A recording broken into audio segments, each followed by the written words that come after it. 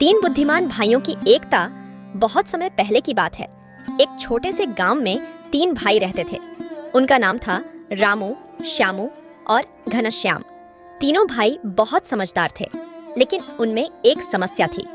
वो अक्सर छोटी छोटी बातों पर आपस में झगड़ा कर लेते थे। रामू सबसे बड़ा था, इसलिए उसे लगता था कि उसकी बातें सबसे ज्यादा मानी जानी चाहिए। श्यामू, जो बीच का भाई था, अपनी योजनाओं को सबसे बेहतरीन मानता था, और घनश्याम, जो सबसे छोटा था, हमेशा यह सोचता था कि उसे सबसे कम समझा जाता है। दिन बीतते गए और गांव में एक संकट आ गया। गांव के पास वाले जंगल से एक खतरनाक शेर ने गांव में घुसपैठ करना शुरू कर दिया। शेर रात के अंधेरे में गांव के जानवरों को अपना शिकार बना रहा था। गांव के लोग परेशान हो गए और उन्हें समझ नहीं आ रहा था कि इस मुसीबत से कैसे निपटा जाए। गांव के मुखिया ने सबको इकट्ठा किया और कहा, हमें इस शेर से निपटने के लिए एक योजना बनानी होगी। लेकिन कोई भी कुछ समझ नहीं पा रहा था कि क्या किया जाए।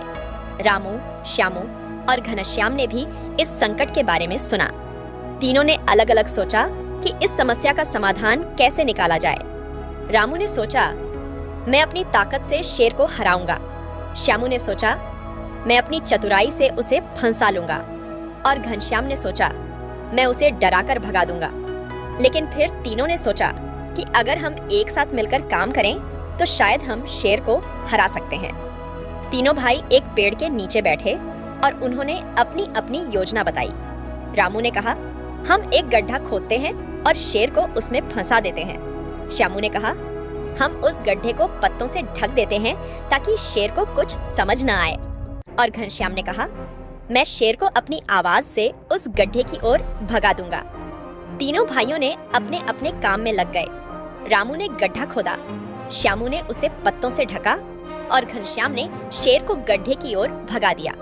रात होने पर शेर जब गांव में आया तो वह घनश्याम की आवाज से डरकर भागने लगा। भागते भागते वह गड्ढे में गिर गया। गांव के लोग खुशी से झूम उठे।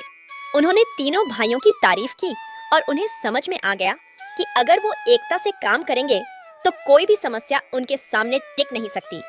लेकिन कहानी यहाँ खत्म नहीं होती। अगली सुबह जब गांव के लोग शेर को गड्ढे से निकालने के लिए जुटे तो शेर ने उन्हें देखकर दहाड़ मारी। लोग डरकर पीछे हट गए। रामू, श्यामू और घनश्याम ने सोचा, शेर तो अभी भी जीवित है, अब क्या करें? तभी घनश्याम ने एक और योजना बनाई। उसने रामू और श्यामू से कहा, भैया, हम शेर को मारने के बजाय उसे समझाते हैं, शायद वो हमें छोड़ दे।